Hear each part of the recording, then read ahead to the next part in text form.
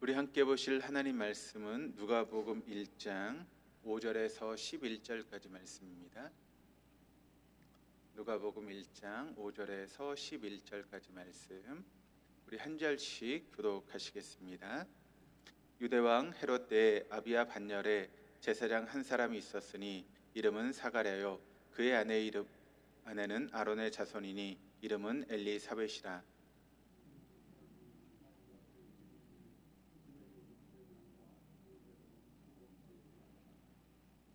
엘리사벳이 잉태를 못함으로 그들에게 자식이 없고 두 사람의 나이가 많더라.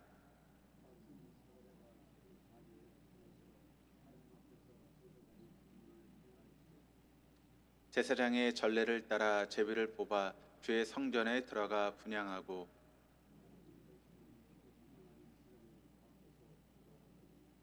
같이 읽겠습니다. 주의 사자가 그에게 나타나 향단 우편에 선지라. 아멘. 우리 옆에 있는 분들하고 인사하시겠습니다. 잘 오셨습니다.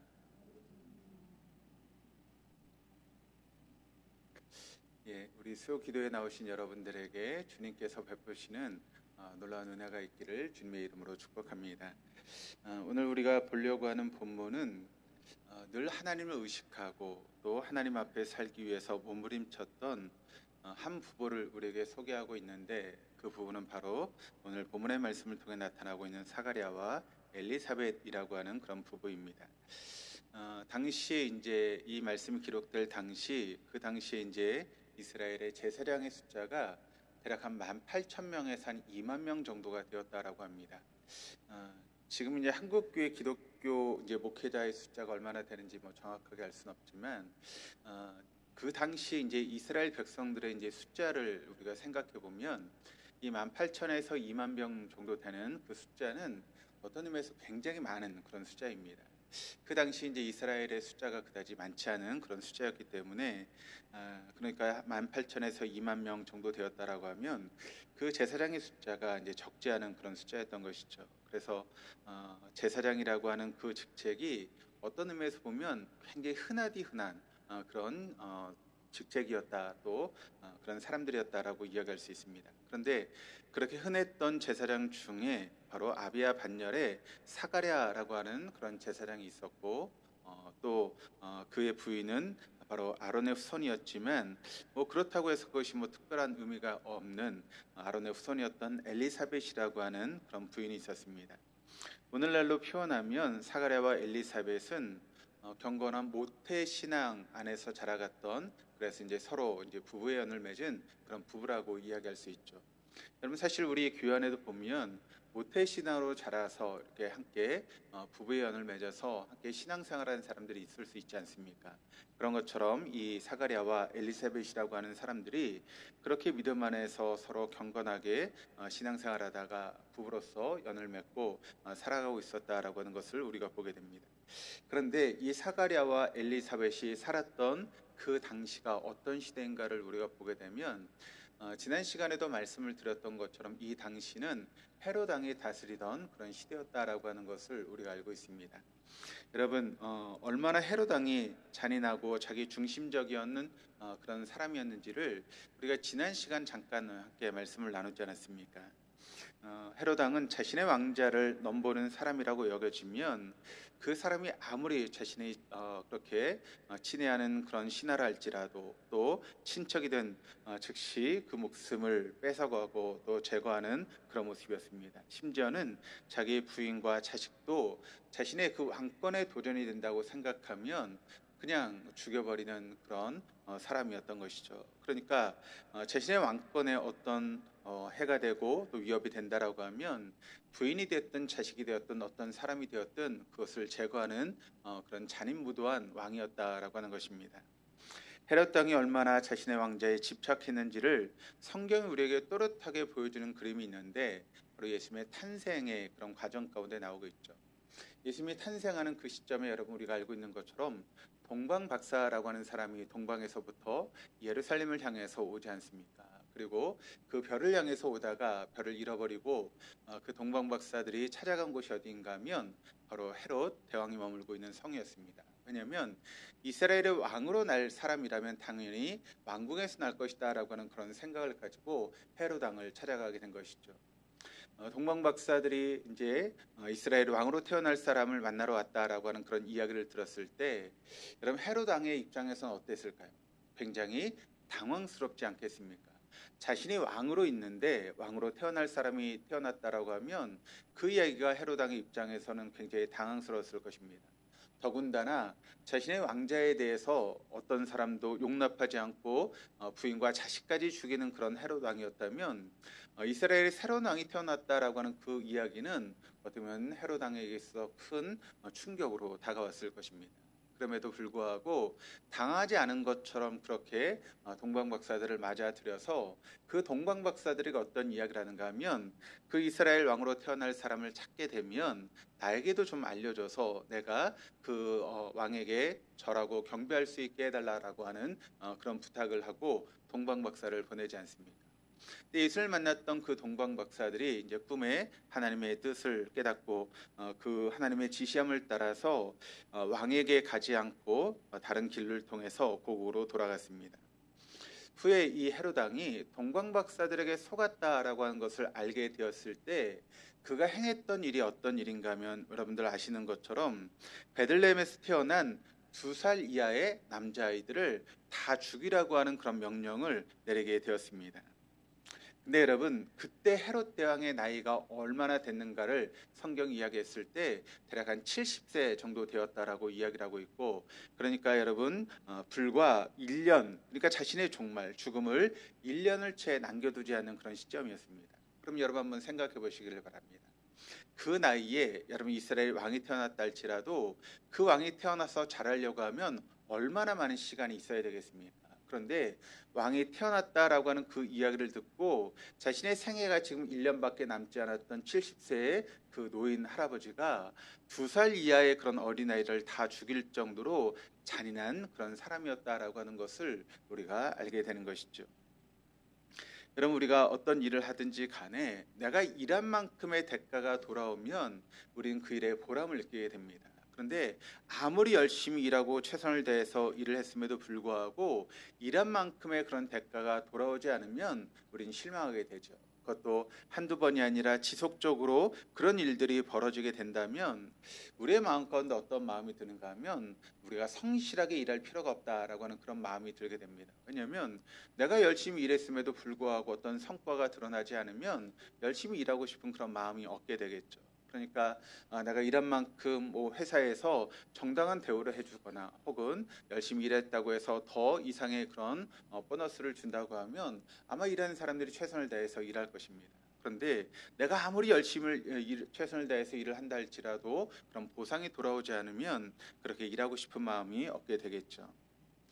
특히 일제강점기처럼 많은 것을 착취당할 수밖에 없는 그런 때에는 바른 삶을 살아간다라고 하는 것이 굉장히 어려운 그런 모습이고, 또 바른 삶을 살기보다는 눈치를 보면서 거칠의 그런 삶을 살아갈 수밖에 없는 그런 시대가 되는 것입니다. 흔히 우리가 여러분 이야기를 할 때 정말 정직하게 살아가는 사람들을 이야기를 할 때 우리가 어떤 표현을 쓰죠? 저 사람은 법 없이도 살만한 사람이다라고 하는 그런 표현을 우리가 종종 쓰지 않습니까? 그런데 여러분 만약 그런 사람이 살아갈 때 법이 없다면 그 사람은 어떻게 살아갈 수 있을까요? 어떻게 생각하십니까? 그렇게 착하고 선한 사람인데 그가 살아가는 시대에 여러분 법이 없다면 어떻게 될까요? 오히려 법이 없는 것 때문에 그 사람은 늘 사람들에게 속임을 당하고 또 힘 있는 사람에게 착취를 당할 수밖에 없는 그런 삶을 살아갈 수밖에 없을 것입니다. 그래서 그런 사람들을 위해서 오히려 법이 있어야 하는 것입니다.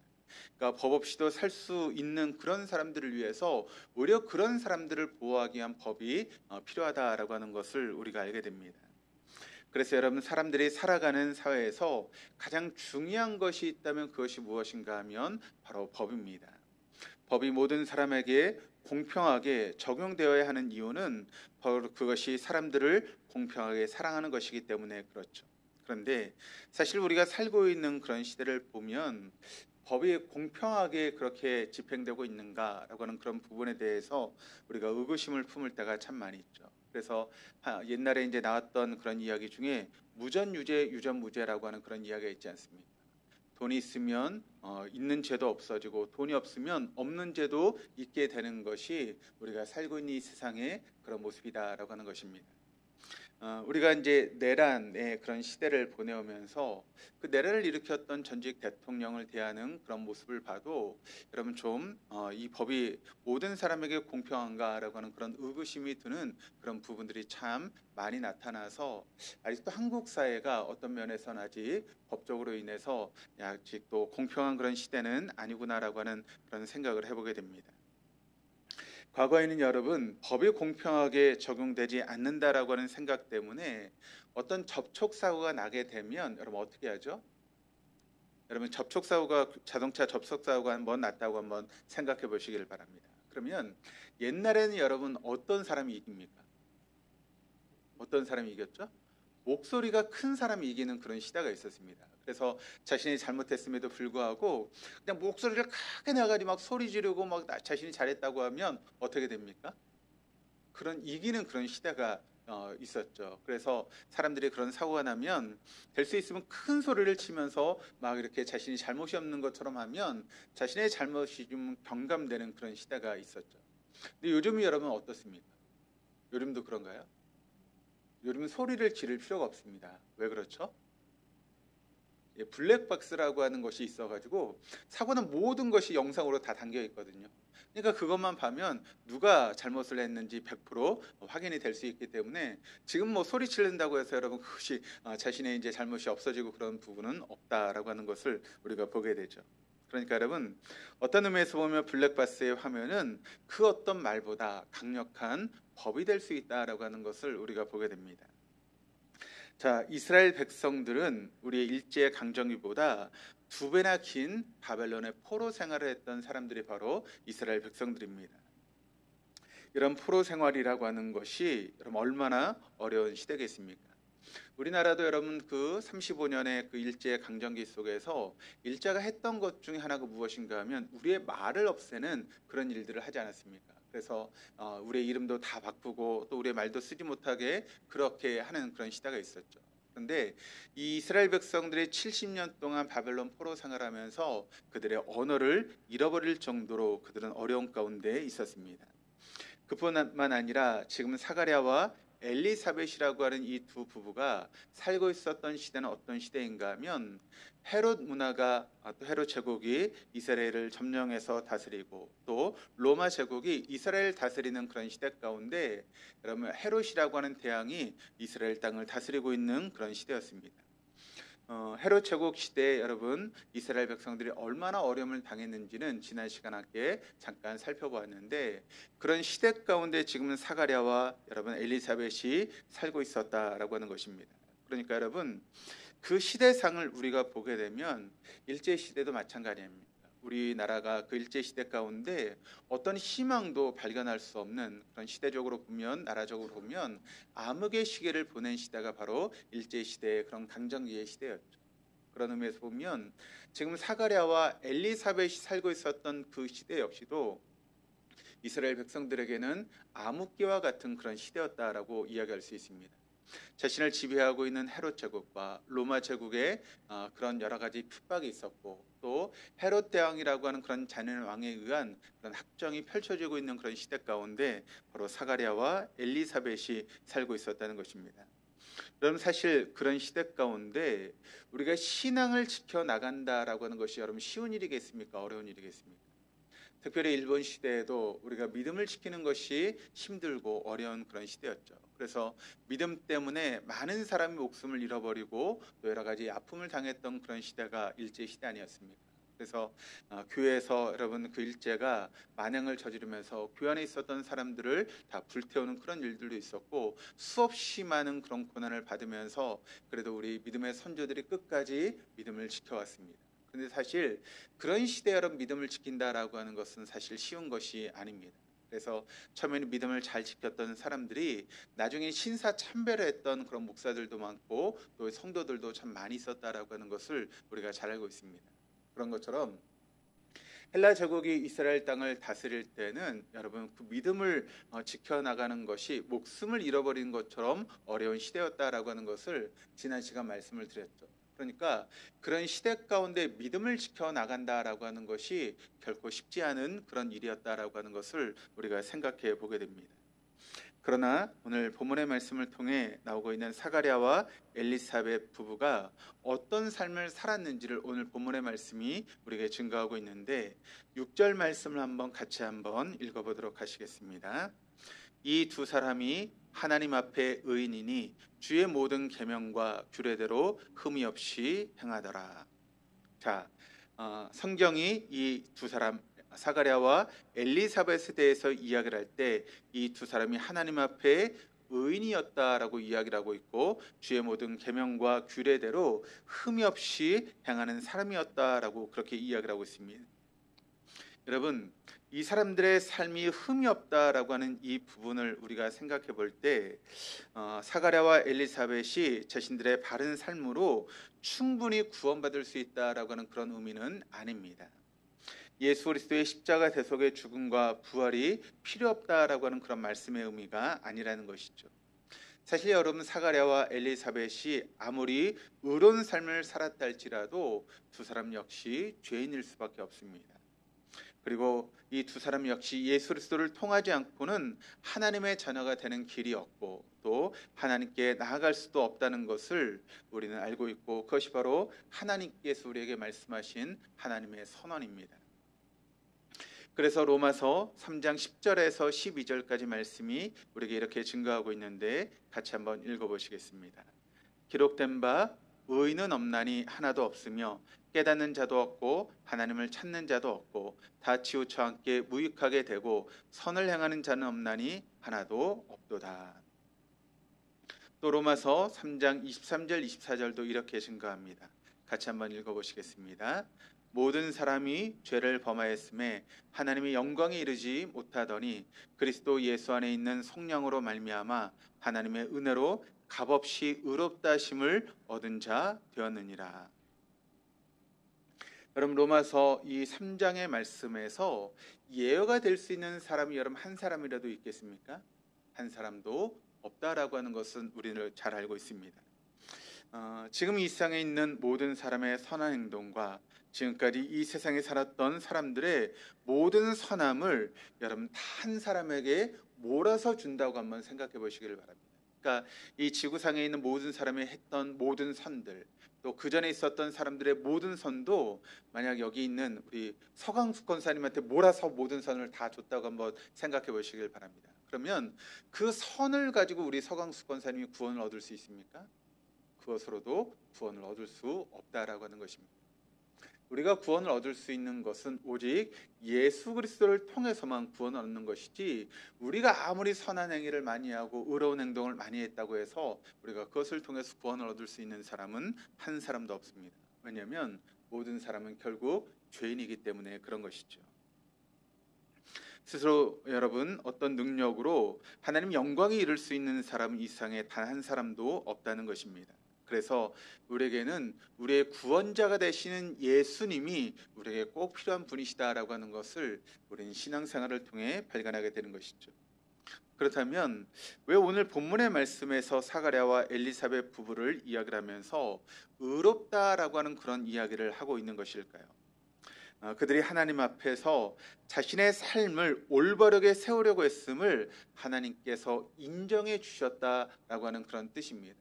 그러니까 하나님께서 여러분 그 사람들이 믿음으로 살려고 애쓰고 몸부림치는 그 모습을 하나님께서 귀하게 보셨고 그것을 인정해 주셨다라고 하는 그런 의미이죠. 여러분 그것은 우리도 마찬가지입니다. 우리가 믿음을 지켜나가는 것이 때론 힘들고 어려운 일 아니겠습니까? 그럼에도 불구하고 우리가 하나님 앞에서 의롭게 살기 위해서 몸부림치고 최선을 다해서 그런 믿음의 삶을 살아가려고 애쓸 때 하나님은 그런 우리의 모습을 보시면서 우리를 의롭다라고 인정해 주신다라고 하는 사실을 여러분 잊지 마시기를 바랍니다. 그러므로 우리가 죄인이라 할지라도 하나님 앞에 의로운 삶을 살기 위해서 몸부림치는 그런 모습들이 우리에게 필요하다라고 하는 것을 우리는 사가랴와 엘리사벳의 그런 모습을 통해 발견하게 되는 것이죠. 하나님이 노아라고 하는 사람에 대해서 이렇게 평가를 하시는데 창세기 6장 9절 말씀을 같이 한번 읽어보시겠습니다. 이것이 노아의 족본이라. 노아는 의인이요 당대의 완전한 자라. 그는 하나님과 동행하였으며. 노아가 의인이었을 뿐만 아니라 그 시대에 완전한 사람이었다라고 성경은 노아에 대해서 이야기를 하고 있습니다. 여러분, 그 말의 의미 또한 무엇이겠습니까? 노아가 그 시대 가운데 그만큼 하나님 앞에서 자신을 바르게 세우기 위해서 애를 썼다라고 하는 그런 의미의 말씀 아니겠습니까? 그렇다면 우리도 이 시대 가운데 노아와 같이 또 사가랴와 엘리사벳 부부처럼 우리 자신을 하나님 앞에 바르게 세우기 위해서 애를 쓰고 노력하는 그런 부분들이 우리에게 필요한 줄로 믿습니다. 그렇다면 여러분, 노아가 살던 시대가 어떤 시대였기에 노아가 이런 삶을 살아갈 수 있었을까요? 그러니까 믿음을 지켜나가는 것이 쉬운 일이었고 하나님 앞에 완전한 자로 살아가는 그런 시대가 가능했던 그런 시대였기 때문에 여러분, 노아가 이런 삶을 살았겠습니까? 성경은 노아가 살았던 시대에 대해서 창세기 6장 5절에서 8절까지 말씀을 통해서 이렇게 증거합니다. 우리 같이 한번 읽어보시겠습니다. 여호와께서 사람의 죄악이 세상에 가득함과 그의 마음으로 생각하는 모든 계획이 항상 악할 뿐임을 보시고 땅 위에 사람 지으셨음을 한탄하사 마음에 근심하시고 이르시되 내가 창조한 사람을 내가 지면에서 쓸어버리되 사람으로부터 가축과 기는 것과 공중의 새까지 그리하리니 이는 내가 그것들을 지었음을 한탄함이니라 하시니라. 그러나 노아는 여호와께 은혜를 입었더라. 여러분, 노아가 살던 시대가 어떤 시대였는가를 성경이 우리에게 뭐라고 말씀하고 있는가 하면 사람들이 하도 죄 가운데 죄를 짓고 있어서 하나님이 사람 지으신 것을 후회하실 정도로 그렇게 사람들의 죄가 관영한 시대였다라고 하는 것을 성경은 우리에게 증거하고 있습니다. 그러니까 여러분, 하나님께서 이렇게 창조하셨음을 후회하실 정도로 그 말은 하나님께서 얼마나 속상하셨으면 그렇게 표현을 하셨겠습니까? 그 정도로 여러분, 사람들이 죄 가운데 살아갔다라고 하는 것이죠. 마치 자녀가 청개구리가 아님에도 불구하고 부모의 말을 듣지 않은 자녀에게 청개구리라고 이야기하는 것처럼 그렇게 속상한 그런 마음을 가지고 이야기하고 있는 것이죠. 가끔 자녀들이 말을 듣지 않으면 여러분, 어머니들이 어떤 이야기를 하죠? 어머니들이 어떤 이야기를 합니까? 자식들이 다 말을 잘 들으셔서 그런 말씀을 별로 안 하셨군요. 우리가 이제 자식들의 말을 듣지 않으면 이런 이야기를 하지 않습니까? 아유, 내가 저걸 낳고도 미역국을 먹었어라고 그렇게 이야기를 하지 않습니까? 그 말의 의미가 뭐죠? 자식들이 속을 끓이니까 내가 저 자식을 낳느라고 저렇게 애를 쓰고 미역국을 먹을 정도로 그렇게 고생을 했나라고 하는 그런 이야기죠. 그럼 여러분, 꼭 자식은 또 뭐라고 이야기를 하죠? 누가 낳으라 그랬어요? 그렇게 이야기를 하지 않습니까? 그 정도로 참 부모의 이제 속을 썩이는 그런 모습들을 우리가 보게 되는데 그게 여러분 노아 시대의 사람들의 삶이었다라고 하는 것을 우리에게 보여주고 있습니다. 그러니까 하나님이 여러분 사람들을 창조하신 것을 후회하실 정도로, 그러니까 얼마나 하나님이 속상하셨으면 그렇게 이야기하셨겠습니까? 그러니까 부모가 속상하니까 내가 저걸 낳고 미역국을 먹었나라고 이야기하는 것처럼 하나님이 얼마나 속상하셨으면 그렇게 말씀하셨겠습니까? 그 정도로 노아가 살던 시대가 얼마나 죄가 관영한 그런 시대였는지를 우리에게 보여주고 있는 것이죠. 그런데 그런 시대 가운데 오직 한 사람 노아는 달랐다라고 하는 것입니다. 그래서 하나님은 그런 노아에게 이렇게 말씀하십니다. 창세기 7장 1절 말씀을 같이 한번 읽어보시겠습니다. 여호와께서 노아에게 이르시되 너와 내 온 집은 방주로 들어가라. 이 세대에서 내가 내 앞에 의로움을 내가 보았음이니라. 하나님은 노아에게 방주를 지켜야 하시고 그는 홍수 이후에 첫사람이 되게 되는 그런 놀라운 역사가 일어나게 되었다는 것입니다. 아브라함이 조카 롯이 살고 있었던 소돔 땅이 하나님의 심판을 받게 될 때 하나님께 아브라함이 그 소돔 땅의 구원을 위해서 하나님께 건의하면서 기도드렸던 내용이 있는데 창세기 18장 24절 말씀을 보시면 그 성 중에 의인 50명이 있을지라도 주께서 그것을 멸하시고 그 50의인을 위하여 용서하지 아니하시리이까. 아브라함은 하나님 앞에서 바르게 살려는 사람들을 보고서 소돔을 용서해 달라고 하나님 앞에 그렇게 기도를 드렸습니다.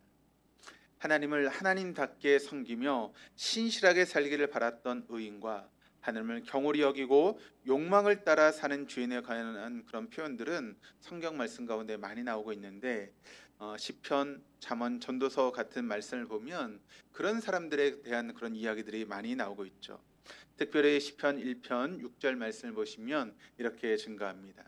무릇 의인들의 길은 여호와께서 인정하시나 악인들의 길은 망하리로다. 여러분, 세상이 아무리 어둠이 짙게 드리워져도 세속적인 가치관의 물결이 아무리 범람을 해도 하나님의 말씀이 인생의 영원한 말씀이 되지 못하고 왜곡되어도 하나님은 오늘도 자신을 하나님 앞에 세우기 위해서 몸부림치는 사람들을 통해서 하나님의 뜻을 오묘하게 펼쳐가시는 분이 우리 하나님이시다라고 하는 것을 여러분 잊지 마시기를 바랍니다. 노아가 살던 시대나 또 사가랴나 엘리사벳이 살던 시대나 여러분 죄가 관영한 그런 시대였고 믿음을 지켜나가는 것이 어려운 그런 시대였습니다. 그것은 지금 이 시대도 마찬가지라고 저는 생각을 합니다. 그래서 모든 사람이 세상의 유혹을 따라가고 세상의 욕망 또 세상의 그런 자랑을 따라 살아가는 이 시대 가운데 그래도 누군가는 믿음으로 하나님 앞에 살려고 몸부림치는 사람들이 남아 있다라고 하는 것입니다. 그리고 하나님은 그런 사람을 통해서 새로운 역사를 펼쳐나가시는 분이 하나님이시다라고 하는 것을 우리가 보게 됩니다. 하나님 앞에서 자신을 바르게 세우려고 몸부림치는 그 사람이 요셉이나 다니엘, 다윗과 같은 높은 관직에 있었던 사람일 수도 있고 혹은 바울이나 아볼로 같이 학문을 많이 한 사람들도 있을 수 있습니다. 아니면 베드로나 다른 사도들 같이 배우지 못한 사람일 수도 있습니다. 그러므로 나 자신을 하나님 앞에 세우는 데는 지위라든가 학문이라든가 나이라든가 성별이라든가 재능 같은 것들은 전혀 중요한 것이 아니다라고 하는 것을 우리는 성경에 나오는 인물들을 통해서 발견하게 됩니다. 그러므로 여러분 우리 자신을 세워나간 일에 있어서 우리가 어떤 삶을 살아가야 하는지에 대해서 우리가 말씀을 통해 보게 됩니다. 내가 비록 나이가 많다 할지라도 내가 비록 배운 것도 없고 가진 것도 없는 그런 모습이라 할지라도 내가 하나님 앞에 나 자신을 올바로 세워가려고 하는 그런 모습들이 우리에게 있다면 하나님은 그런 우리를 사용하셔서 하나님의 놀라운 새 역사를 이루어가시는 분이 우리 하나님이신 줄 믿습니다. 그러므로 이 자리에 있는 우리 모두가 오늘 본문의 노아처럼 또 사가랴와 엘리사벳처럼 아무리 시대가 어렵고 힘든 시대가 된다 할지라도 그런 시대 가운데 온전히 하나님 앞에 나 자신을 바로 세워가기 위해서 몸부림치는 그런 삶을 살아갈 수 있는 저 여러분 될 수 있기를 주님의 이름으로 축원합니다.